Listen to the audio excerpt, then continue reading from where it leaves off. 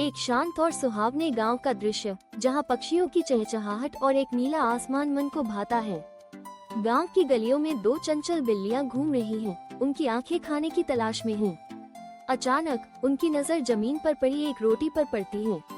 दोनों बिल्लियां उसे देखकर उत्साहित हो जाती हैं और एक साथ ही उसे पकड़ने के लिए दौड़ पड़ती हैं। रोटी को लेकर उनकी बहस शुरू हो जाती है। ये रोटी मेरी है, मैंने इसे पहले देखा। एक बिल्ली कहती है, नहीं, मैंने पहले उठाया। दूसरी बिल्ली जवाब देती है। दोनों बिल्लियां अब ये सोचने लगती हैं, अब इसे कौन खाएगा।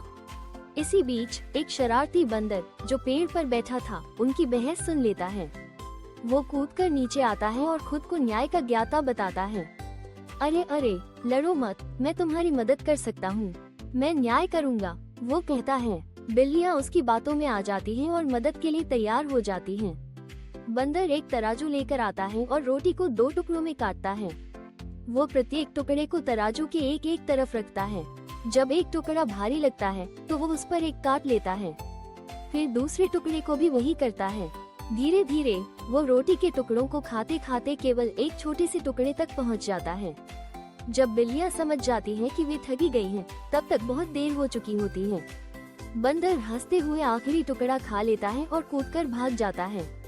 हाँ हाँ हाँ, मूर्खों, झगड़ते रहो और इसी तरह दूसरों को फायदा उठाने दो। उसकी हंसी गांव में गूंजती है। अब दोनों बिल्लियां उदास और भूखी बैठी हैं।